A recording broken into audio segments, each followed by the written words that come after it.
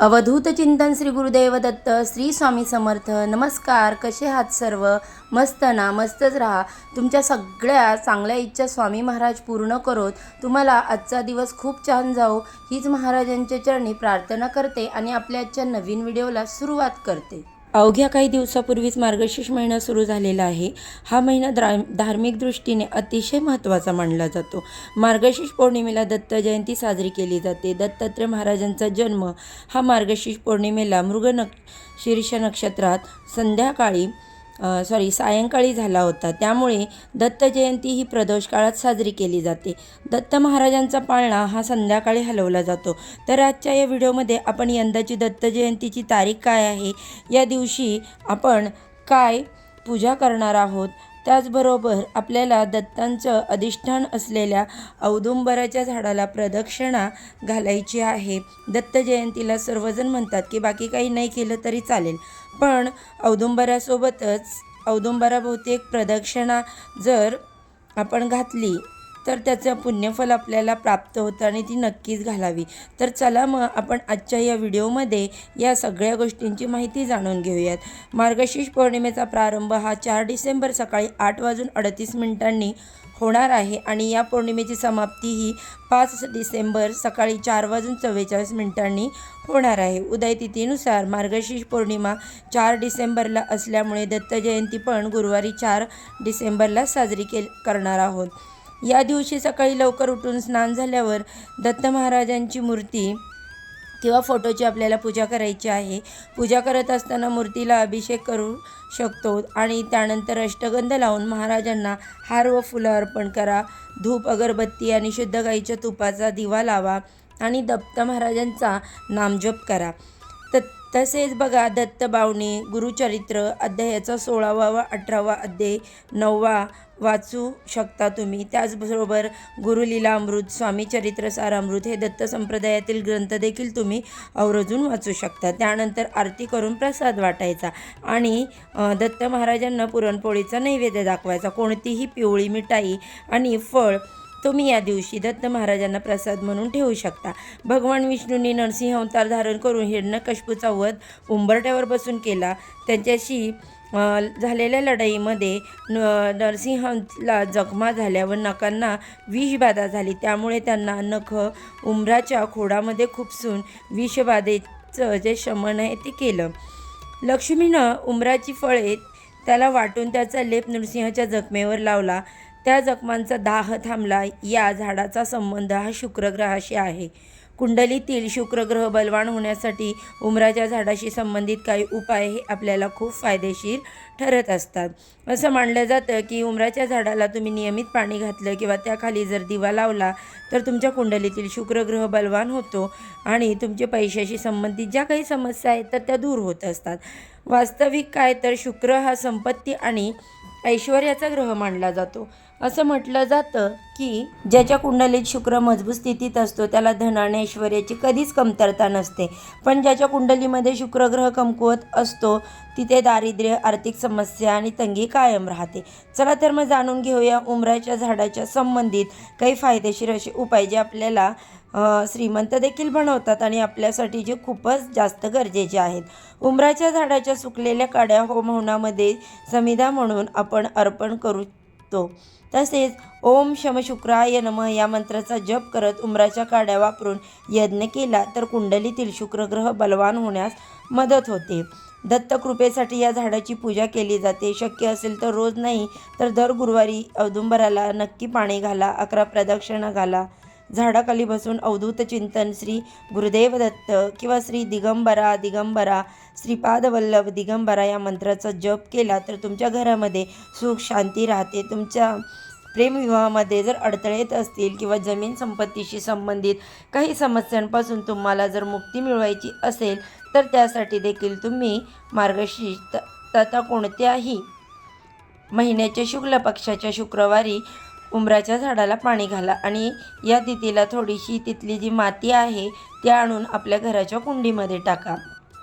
त्याचसोबत रोज सकाळी अर्धा तास तुम्ही जर उंबराच्या पारावर चिंतन आणि नामस्मरण केलं तर महिनाभरामध्ये तुम्हाला जे स्वास्थ्य आहे तुमचं ते सुधारेल. तसेच सातत्य हे महत्त्वाचं आहे, हे नेहमी लक्षात ठेवा. आणि उमराच्या झाडाच्या सहवासामध्ये आपल्याला प्राणवायू मिळतो. त्याचसोबत दुपारच्या वेळी थंड सावलीही मिळत असते. औदुंबर वृक्षाखाली साधना केल्याने मन शांत होतं, एकाग्र होतं, दत्त महाराजांचा आशीर्वाद मिळतो. औदुंबर वृक्षाच्या बुडाशी दत्त महाराजांचे निवासस्थान असल्याने प्रदक्षिणा केल्यामुळे त्यांना आशीर्वाद हा मिळतच असतात. तसेच बाहेरील बाधा, हृदयविकार या दूर होत असतात. त्यासोबत ही प्रदक्षिणा कशी करायची ते देखील आता जाणून घेणे गरजेचे आहे. औदुंबर वृक्षाच्या भोवती फिरून प्रदक्षिणा करावी. प्रदक्षिणा करताना कोणत्याही व्यक्तीला पाय लागू नये. प्रदक्षिणा करताना देवाचं ध्यान करत राहावं, प्रार्थना करावी. दत्त महाराजांची भक्ती, दत्त महाराजांच्या जन्माचा उत्सव हा दत्त जयंती म्हणून आपण साजरा करत असतो. तर त्या दिवशी देखील तुम्ही औदुंबराच्या झाडाला प्रदक्षिणा घालू शकता. त्याचसोबत दत्त महाराजांचे नामस्मरण करणं, भक्तिभाव, प्रार्थना करणं, तसेच त्यांच्या लीलांचं वर्णन करणं हे देखील दत्त भक्तांसाठी खूप गरजेचं असतं. त्याचबरोबर औदुंबर झाड हे दत्ता महाराजांशी संबंधित असल्याने त्याचं पूजन आणि त्याला प्रदक्षिणा जर केली तर ते खूप शुभ मानलं जातं. औदुंबराच्या झाडाचे पूजन व भक्तीने सर्व मनोकामना पूर्ण होतात. त्यामध्ये जो आपल्यामध्ये दैवी वृक्ष समजले जातात तर त्याला उंबराच्या झाडाला समजलं जातं दैवी वृक्ष. अर्थात औदुंबराच्या झाडाकडे आपण दैवी वृक्ष म्हणूनच पाहत असतो. नवग्रहांमध्ये एक प्रमुख वृक्ष आहे आणि त्या झाडावरती शुक्र ग्रहाचा राज्य मांडला जातं आणि ते वृषभ आणि तुळ या राशींचे प्रतिनिधित्व करणारा वृक्ष आहे. त्यामुळे ग्रह नक्षत्रांचा अशुभ प्रभाव औदुंबराच्या प्रदक्षिणा केल्याने होत असतो. नियमित औदुंबर प्रदक्षिणा केल्याने विचलित मन शांत होऊन एकाग्रता वाढते. औदुंबराखाली एका ब्राह्मणाला जर आपण जेवू घातलं तर अनेक ब्राह्मणांना जेवण घातल्याचं आपल्याला पुण्यफळ प्राप्त होतं. त्याचबरोबर या झाडाच्या खाली साक्षात दत्त अवतारी श्री नृसिंह सरस्वती महाराजांचा देखील वास असतो. म्हणून आपण प्रदक्षिणा केल्याने दत्त महाराजांचे आशीर्वाद आपल्याला प्राप्त होत असतात. बाहेरील बाधा, हृदयविकार यावरती मात होण्यासाठी औदुंबर प्रदक्षिणा ही फलदायी असते. औदुंबर हा एक कल्पवृक्ष आहे, त्यामुळे अडलेली आणि अशक्य ही कामे औदुंबर प्रदक्षिणामुळे सिद्ध होत असतात. आता बघा, संकल्प करून श्रद्धेने औदुंबराची सेवा केली तरी देखील ते खूप फलदायी ठरते. आपल्याला औदुंबराची प्रदक्षिणा ही कमीत कमी 12 मिनिटं करायची असते. अशा पद्धतीने आपल्याला येत्या दत्त जयंतीला बाकी सर्व पूजापाठ व मंत्रांच्या पठणासोबतच औदुंबराची प्रदक्षिणा घालायला अजिबात विसरायचं नाही. किंवा तुम्ही पूर्ण मार्गशीर्ष महिना जरी हा उपाय केला तरी देखील चालणार आहे. पण दत्त जयंतीला आवर्जून ही सेवा करायला विसरू नका. तुम्हाला आतापर्यंत कोणत्या समस्या आणि अडचणी आल्या आहेत त्या सर्वांचा उपाय म्हणजे एक औदुंबराची प्रदक्षिणा होय. तर येत्या दत्त जयंतीला हा उपाय नक्की करा आणि तुम्हाला असा काही लाभ झाला असेल तर नक्की तुम्ही तुमचे जे विचार आहेत ते कमेंटमध्ये शेअर करा. तर बघा, दत्तगुरू अत्यंत दयाळू आणि प्रेमळ तसेच मायाळू दैवत आहेत. अगदी संततीची समस्या, गृहकलेश, त्यानंतर वास्तुदोष, मनशांती, इतर कुठल्याही प्रकारचे जरी दोष असतील, पितृदोष असतील, मानसिक व्यथा असतील तर त्या सगळ्यांवर दत्त उपासनेत उत्तर आहे. दत्त जयंतीला उपवास करावा, फळाहार करावा किंवा सात्विक आहार घ्यावा, परंतु कांदा, लसूण, तामसिक पदार्थ खाऊ नये. दत्त मंदिरात जाऊन दत्तगुरूंचे दर्शन घ्यावे, औदुंबराची पूजा करावी, औदुंबराला जेवढ्या शक्य होतील तेवढ्या प्रदक्षिणा घालाव्यात. दत्त उपासनेमध्ये दानधर्माला फार महत्त्व आहे बरं का. त्यामुळे दत्त जयंतीला दान करणं अत्यंत पुण्याचं काम मानलं जातं. मग अन्नदान असेल, वस्त्रदान असेल, गोदान असेल, कुठल्याही प्रकारचं तुम्ही तुमच्या ऐपतीनुसार दान करू शकता. हे अन्नदान फक्त माणसांनाच करायचं असं नाही. प्राण्यांना, पक्ष्यांना, कुठल्याही सजीवांना अन्नदान करण्याची प्रयत्न तुम्ही दत्त जयंतीला नक्की करा. अन्नदानाने घरातील दोष, गृहबाधा, आर्थिक अडथळे सगळं कमी होतं असं मानलं जातं. आपल्याला औदुंबराच्या वृक्षाच्या सेवेबरोबरच एक अत्यंत छोटी पण प्रभावी सेवा देखील करायची आहे की ज्यामुळे आपली समस्या दूर होईल, आपल्याकडून उपासनाही होईल आणि ती उपाय साधा सोपा असेल तर तो उपाय म्हणजे दत्तगुरूंच्या एका मंत्राचा जप आपल्याला जमेल तेवढ्या वेळा करायचा आणि जास्तीत जास्त वेळात करण्याचा तो मंत्र आहे श्री गुरुदेव दत्त सगळ्यांना माहीत असलेला हा मंत्र अत्यंत प्रभावी आहे. लहानपणापासून मोठ्यांपर्यंत सगळेजण या मंत्राचा जप करू शकतात. हा जप केल्यामुळे आपल्या पितरांना मुक्ती मिळते, आपल्या आयुष्यातील समस्या दूर होतात. तसेच हा मंत्र तारक मंत्र म्हणूनही प्रचलित आहे. त्याचबरोबर या मंत्राच्या जपाने आपल्या दत्त साधनेत प्रचंड वाढ होते, सगळे संकट दूर होतात.